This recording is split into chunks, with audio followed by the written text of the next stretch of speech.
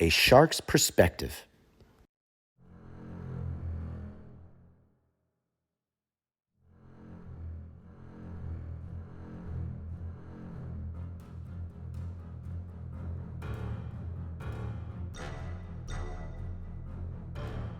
Welcome back, and thank you for joining A Shark's Perspective. I'm Kenneth Kinney, but friends call me Shark. I'm a keynote speaker, a strategist, a shark diver, host of this show, and your chief shark officer. It's so often that businesses and brands of all shapes and sizes struggle to create good content. But when you take the logo off, turn the camera on, and just let the video roll, then you just might be able to create some amazing stories, especially if told by your customers, that can be interesting, authentic, easy to repurpose, and so much more. Whatever you think about TikTok and its ownership, the platform has really masterfully shown how to look at the power and the art of short-form video. It makes you ask, what can you do with TikTok in 60 seconds? I attended the National Speakers Association's 2023 Winter Workshop, where today's guest was a featured speaker. We recorded this episode at the conference. Now, I'd been traveling and speaking and diving a lot as well, and as you'll hear in the show, I'd almost completely lost my voice. So if you're wondering why I sound like I'm 100 years old, well, smell the pollen and that will help explain a big part of it.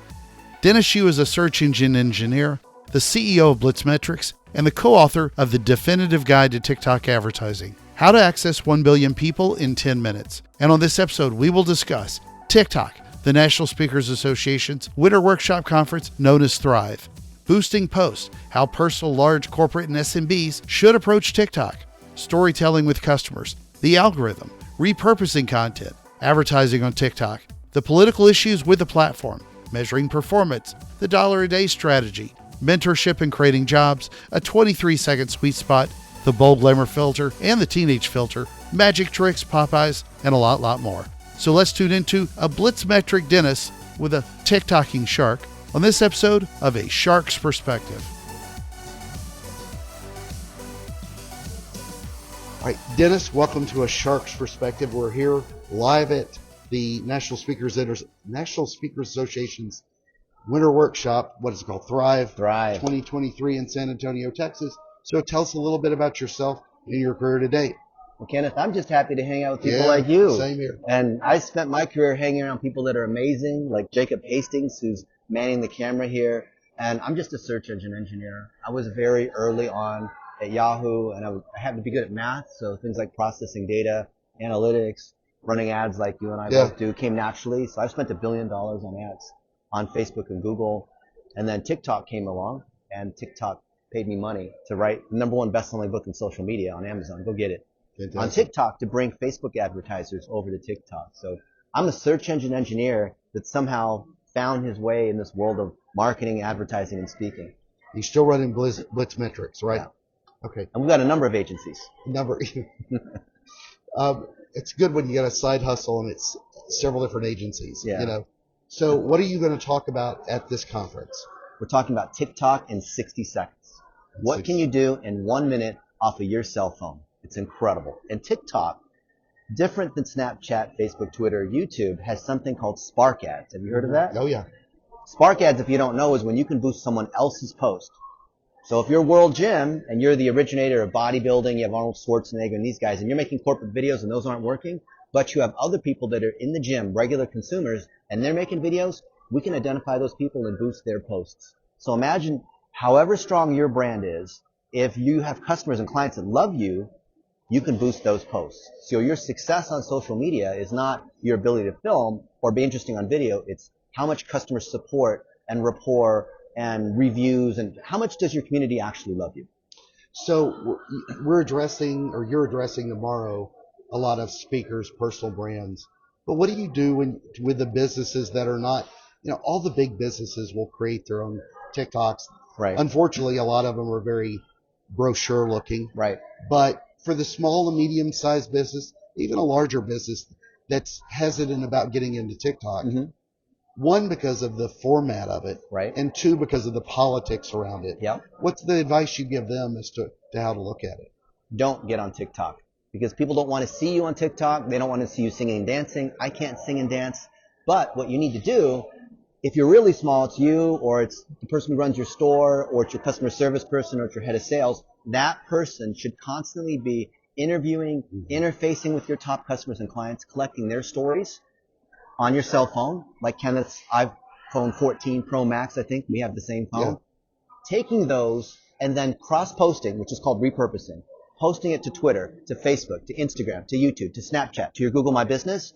And TikTok is one of many channels that you're posting to. We're not doing stuff for TikTok. We're not doing stuff for YouTube. And that's where people get it wrong. When you're a small business owner and you think, you know, I've got to do Facebook and I've got to do LinkedIn and I've got to do my website. And wrong. What you do is you centrally collect stories with whoever's interfacing with your customers already. People on the phone. Who is it that's talking to your clients? That's the person that does your marketing. Not an agency. Fire all the agencies. Not these other kinds of contractors. But someone's got to, whoever is already talking to customers is collecting that. Then you can have a virtual assistant or some young adult take that and push that content in raw, barely edited form to all these other channels. And then you run ads against it. That's the secret. Well, and I think TikTok for me opened up my eyes because I'm a big fan. I get sucked in and spend hours there. But the two things I think it did for a lot of companies to start thinking about beyond just the idea of video in general is one, it gave you a better platform for doing storytelling. Yeah. And actually with a little bit of focus on the storytellers themselves, where they become the face of the brand. The other that I really, really love is that we talked about repurposing content for years. Right. This is the best way to start. To me, it was always don't take a blog and then repurpose it on Twitter and LinkedIn 80 different ways. Yeah. Taking it from a video, doing it on audio, blog, whatever, embedding the video in the blog, embedding the TikTok video in the blog. That's right. This is where I think people need to start thinking to themselves, almost as having a media production team and a storyteller who can tell that story. And the storyteller is the customer themselves. Absolutely. And imagine if you're talking to your spouse or your girlfriend and you're FaceTiming with them. That's an authentic, intimate experience. It's not heavily edited. It doesn't look like a commercial. It's done vertically. The lighting might not be perfect. That's what your potential customers are craving. So think of TikTok as really just FaceTime. You're just collecting those moments with other people and putting out there as unedited as possible. The best performing TikToks I've seen have had zero editing. The best performing Instagram posts, no filter.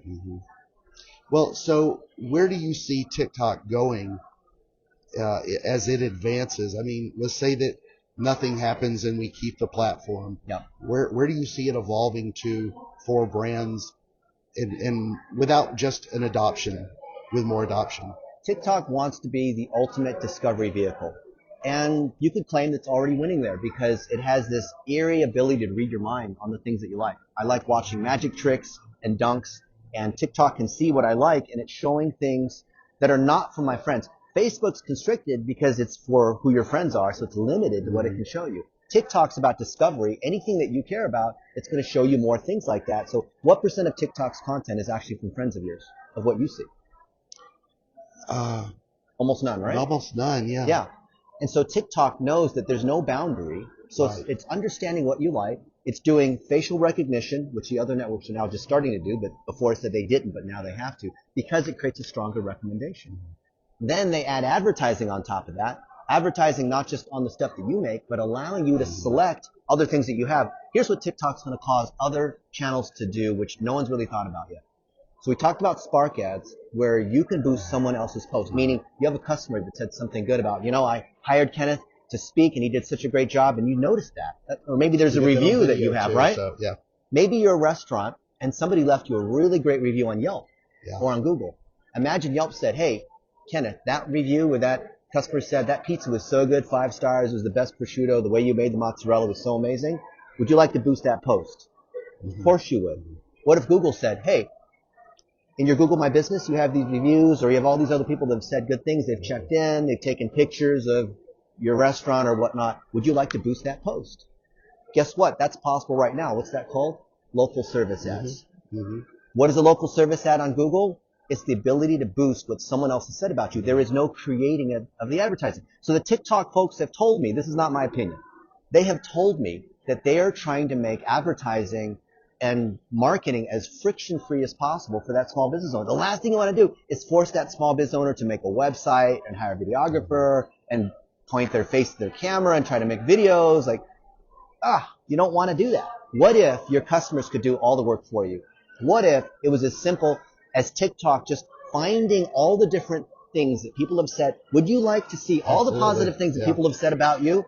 Oh, and we created this nice collage of all these things. You ever log into Amazon or other like Amazon Photos and it says, hey, here are a collection of your best photos. Or on Google it says, here's all the places and you took this trip to Italy, right? Here's all the highlights. And it assembles those automatically. Mm-hmm. TikTok is going to take all those highlights, do it for you for free, and then say, Kenneth, we think this would help promote your business. What do you say? Just put $5 a day against this. Would you do that? Yeah, absolutely. So if TikTok's doing that, how likely do you think that Facebook, Google, eventually LinkedIn, Twitter, all these guys are going to do the same thing to make it easy to advertise? Well, I think too, and I'm taking the aluminum foil hat off, the conspiracy theory that a lot of people, I think, put on TikTok with the politics is not even a matter of politics in China. It's a competition for ad dollars because TikTok has perfected the digital experience compared to what you were just talking about with community. TikTok just copied Facebook advertising system and made it better. Yeah. They made it better because I used to work with Facebook. Yeah. No, I agree. So what kind of businesses, though, do you think work the best? Because, for individuals, it's fantastic for building a brand. Yeah. But for a product or a service brand or maybe somebody that's running a $10 million company or a $100 million company, how does Bob's Accounting Shop leverage this so that it can be entertaining, infotaining, if you will, and help him get over his fear? Because one of the things, too, is I think we sometimes discount thinking that everybody younger is going to be on TikTok. Right. Everybody younger is not. Yeah. Not everybody Average wants age to jump in 34 front now of on the TikTok. Exactly. Not everybody wants to jump in front of the camera. Right. There's plenty of shy Gen Zers out there. Yeah. So when somebody's trying to think about embracing this, where do you get them to start? So let me answer it two ways. One is the big myth. There were like 3 questions in there, so pick one. This is a common question you're asking. Yeah. So I want to be able to give it in a way that will dispel the myths. I'm gonna pull the scab off. Okay. Perfect. First off, TikTok is not just for young adults that are singing and dancing. Therefore, it is not only for sports, entertainment, cosmetics, media, music. It's not just for those brands. Those are the influencers that are starting out. But let's say you're Bob's Accounting and you say, well, doing people's taxes at the end of the year, that's not as interesting as some cool dance or whatnot. Well, guess what? If I'm a businessman and I want to pay less in tax, I'm going to be very interested in the tips that Bob's Accounting has on how I can legally pay less in taxes. So when you share your information, when you share your tips, hey, FASB 119 came down and here's how it affects these kinds of businesses, you can bet people that are in those kinds of businesses are going to pay attention to that tip. It doesn't matter whether Bob has got great hair or whether it's being shot properly or he looks like a model or anything like that. Yeah. It's all about the quality of the content for that particular user base. Now, Bob's Accounting is not trying to become Jake Paul and have 25 million people who want to attend the pay-per-view fight or whatnot. So because you're just trying to reach your audience and you're not trying to become celebrity famous, if you share your expertise a little bit at a time and you show how much you care about your customers, that's all you need to succeed on TikTok. Therefore, to the original question, who's going to succeed on TikTok? Anybody that has a customer base that loves them. If you have a new business and you don't have customers that love you, TikTok's not for you. But if people love you and they'll say great things about you, then that's the natural ammunition you need to be successful on TikTok. So, because you work with a lot of large brands as well. Yeah. Really important, and we both worked in advertising a lot. It ultimately comes down to ad dollars and where the ads perform well. Yeah. So $5 a day for you and me, no big deal. If you're Ford Motor Company spending hundreds of millions of dollars in advertising, they've got to measure it differently than you and I would, obviously. No, they don't, because we still want ROI. I'll give you an example. So I'm the founder of this technique. You may have heard of it. Let me finish this. So I'm still, though, if I'm CMO, CGO, or even the CFO who's agreed to this, I'm still looking at where does this lead to sales? Exactly. We all want sales, but especially small businesses, because they can't waste Absolutely. money on Super Bowl ads. They can't waste money on these influencer branding campaigns for the sake of getting 1 million followers. We all have to drive sales. It's actually easier for the small business to succeed. So the reason why folks like Facebook and TikTok have succeeded is because they've made it easier for the little guy. And I really like the route for the little guy. But let me tell you an example. Rosetta Stone. They sell language software. My buddy Eric Ludwig was the CMO for a number of years, so he brought me in. We ran their marketing, ran their ads, and we started implementing this technique that I invented years ago called the dollar a day strategy. And we collected hundreds of stories. There is a paramedic in Portland who learned how to speak Spanish, which reduced the amount of time it took to be able to help somebody instead of bringing a translator in. There is a businessman that took his wife to Italy and was able to wow her by ordering an Italian off the restaurant. There is, Rosa, who is the wife of a Houston businessman, and she was able to learn English to be able to now go out on her own and shop at the mall. All these different stories of people learning another language. We took hundreds of these stories and we boosted them for $1 a day on YouTube, on Facebook, on Twitter, on all these different channels. And it was kind of fun because mainly it was Google and Facebook because we had both teams involved. So the Google people flew in to meet with us. Facebook flew in and we said, you know what, we're going to have a fun competition, $1 a day, see who does the best. The winning ad was actually it was not any of the ones that I thought would have worked. It was some like 23-year-old that went to Paris that was like vacationing, but she had just such an incredible story. In hindsight, we would have said, well, that's why this one outperformed and drove the most sales. But even you, Kenneth, as an expert in advertising, if we showed you a grid of all the different stories, you would not be able to pick out what the winner was. And so we spent $7 on each story. So we only spent a few $1,000s. But the winner, we were spending $1 million a day on.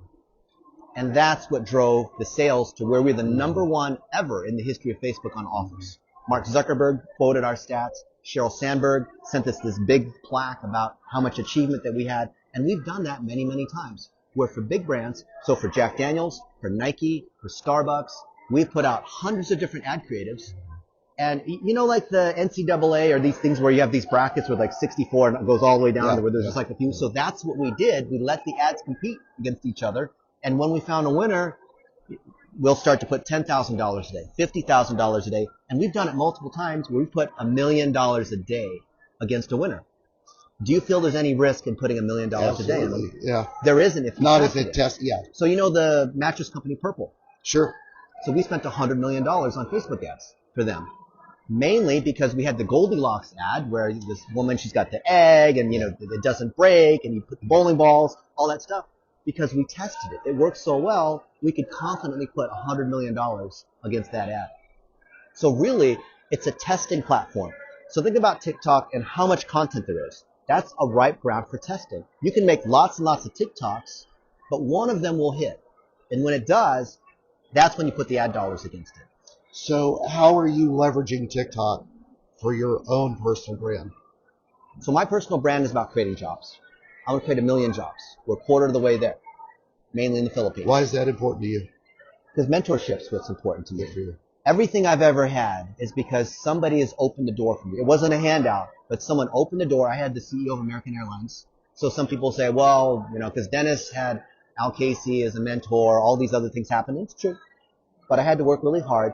And I remember when I was at American, right after Al Casey died, and I thought, this guy has taught me so much. I have met with presidents of countries. I have met with CEOs of these major corporations. I had no business hanging out with any of these people. And when he died, I thought, those stories are gone forever. Nobody wrote those down. We didn't take selfies. So when I'm with the CEO of Goldman Sachs, we're not taking a selfie of Al, me, get and it on him, Instagram. right? Yeah. It wasn't there. And I felt like, I've got to find a way to document that. I've got to find a way to be able to give back. I need to train up other people to be able to have the same kind of benefit that I got. So how do I do that? Well, I started mentoring people. I started hiring my unemployed friends into Yahoo and teaching them programming and how to do search engine optimization, this kind of thing. But I thought that I can't do that at enough scale. I can only mentor manually one person at a time. So what if we created training programs? What if we had courses? What if we partnered with Fiverr, with YouTube, with Instagram, and released our different courses? What if we recruited a cadre of leadership that could help other people? I don't want to be the face of this. So Jacob Hastings is behind the camera, And he's a 23-year-old from Dallas, fourth day on the job. And from his experience, do you think a 23-year-old that wants to get into digital is going to relate more to Jacob or more to me? Oh, absolutely. Jacob. Yeah. So we have lots of people in all kinds of different situations. Just an hour ago, we were with one of our folks, Manal, who's a project manager. She's in Pakistan. And so she's giving hope to other Pakistani women that have 2 or 3 kids. And, the Muslim culture is a little bit different over there, the way they treat women. But if you learn how to do project management and you learn how to do digital marketing anywhere in the world, you can get a job with us or any of these other people. And then she's working from 8 p.m. to basically 4 a.m. her time, but that's perfect for American office hours. So she's able to spend time with her kids and her family and still have a job. And then she got a 4 times increase. She made $380 a month. Now she's making $1,400 a month by progressing through these different levels. I want other people to be able to see that. I want people to see the stories of Jacob and Manal and other folks. And the more that we can tell the stories of these other people, the more other people can find someone, I feel like I identify more with Jacob than, Caleb Box or whoever it is. I want to try to be like what he's doing. And if we make a system that allows a Jacob to document what he's doing so other people can follow him, that's what I'm doing. I'm not here to say I'm famous, I'm a public speaker, look how much money I've made. Oh, check this out, I've been on these private jets, I have a mansion. No, none of that kind of stuff. I want to be a conduit to enable other people. I want to celebrate the successes of all these other people. So what is the most important advice you give to young people today, with somebody that's got a career in marketing and advertising? Is there any one thing that stands out? Yeah. Even what we're talking about today, just with everything that TikTok's changing, and where video is today, I wasn't thinking about a few years ago. I mean, we're both 34, that average age. Yeah, I wish. Right, yeah. But the advice, obviously, in digital marketing is so much different than what we would have gotten in, say, marketing a few years back. So the advice of young adults is everyone believes they're an expert. Everyone will want to give you an opinion. Your mom's going to give you an opinion, right? I've not heard that anywhere. But they're not credible. Yes. So the only people you should listen to are the people who have done it themselves. So if you want to learn how to make $1 million speaking, there's a few other people in this room besides me that have actually done it. If you want to lose weight, don't look at me. I know what to do, but I'm looking for snacks right now. I'm not doing it. So you want to follow people that have, here's my advice to young adults, follow people that have done the thing that you want. And that limits it down to the people, look, everyone has an asshole and they want to give you advice. Yeah. My piece of advice is do not listen to 99%. They love you, they mean well, they want to help you, but they do not know what they're talking about. And to go back to your mentor, I think, because this has been something I've been talking about a lot, find a mentor, because you need somebody other than your social media audience to tell you no. Yeah. Not in a mean way, Yeah. to give you guidance. Yeah. Because most people, when they're on social media and they've got 1 million followers, don't listen to much advice. So, well, Dennis, you're on a Shark's Perspective. And I ask this of every one of my guests. You're in Vegas, most of where you live. More card sharks there than anything. But do you have Different shark. Never got a shark. Do you have a favorite kind of shark? I think a hammerhead I stumped shark. you there. So okay. I didn't think about that. Well, There's lots of sharks. you can dive with sharks at Mandalay Bay. It's like overpriced, but they're like this big. But hammerhead shark. I was in the Great Barrier Reef 2 years ago, and I saw real sharks. We go like this, right, when we see a shark? Yeah. Yeah, that's the symbol. But you're the real shark. You've got the Greg Norman shark on your shirt there. And I love diving with sharks, and I talk about hammerheads a lot. Yeah. It's one of my absolute favorites, and it's a very skittish fish. It reacts differently in the water. I dive with them, especially in Bahamas and Bimini. You find quite a lot of them there in the water, but they're absolutely beautiful. And if you can ever go to Galapagos and see 1,000, 10,000 hammerheads, it's amazing. All right, well, it's that special time in the show. Are you ready for the 5 most interesting and important questions that you're going to be asked today? Let's do it, Kenneth. All right. Number 1, TikTok videos.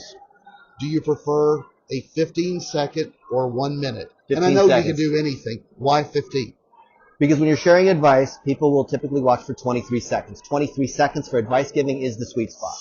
That's an amazing tip. All right, number 2. because this one's big right now. Okay. The bold glamour filter or the teenage filter. Have you seen either of them? No, I don't use filters. It's scary. It's scary. And I think it's one of the things that really scares people. How good AI is become. All right, so then since you don't know that, and you need to go look it up since you're on TikTok. I'm massively ignorant. It's scary. Who's your favorite TikTok influencer? Other than Charlie D'Amelio. I'm biased. I like Jake Paul. Okay, good choice. All right, number 3. If you had to pick another channel to dive into, YouTube. if TikTok went away, and why so? Because that's where you build relationships and you share expertise long form. TikTok is trying to build a YouTube. It's questionable whether And they'll be able to YouTube's do trying it. to build a TikTok. Well, so I know who I put my bet on. Yeah, I know. I think one of the things is too is interesting. We didn't talk about this, but I'm very interested. 2023 and beyond, every channel except Instagram is trying to do it with Reels, and they've tried to copy it as much as they can. Right. LinkedIn was trying to dive into video. YouTube's got Shorts. Right. But none of them have really come up with the look and feel that TikTok has, and I think that's very interesting. All right, number 4. Would you rather be a speaker or a marketer / advertiser, and why? I don't like either of them because both of them imply some position where you're publicly facing. I'm a behind the scenes kind of guy. So if I can be a marketer Dude, where you have I'm a big following.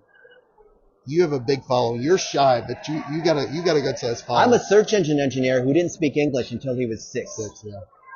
And I'm here to help other people. Now, to be able to show other people that are shy and don't speak great English that they can do this, I have to come out and do this. I can speak if I need to, but I prefer elevating other people. I prefer being the wizard behind the curtain. Well, I'm originally from Arkansas, so my English was not so good either. But I think I screwed up the numbers, so I'm going to go back to number 4. Okay. Because I know you like magic, and you brought that up. I've heard you on a couple of other shows. Okay. Do you prefer a card trick, sleight of hand, or illusion? I love sleight of hand Why so? because it's so intimate and it's Yeah, right in front of yeah. you. As And it long can as be it's right in taught, front, and you it's don't need a lot of fantastic. props. Agreed. All right, number 5, and the most important question that you're going to be asked today: Okay. biscuits or cornbread? Biscuits, especially with great gravy. The Amen. gravy is what's actually most important.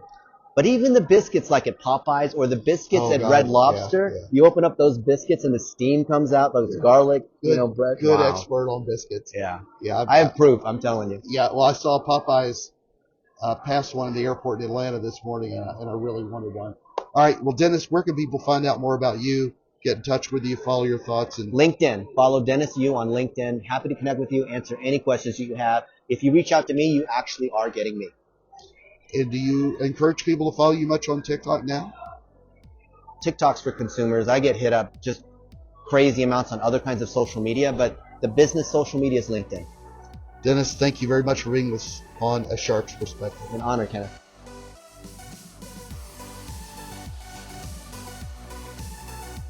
So there was my conversation recorded live at the National Speakers Association's 2023 Thrive Conference, where I spoke with Dennis Yu, who spoke at the conference.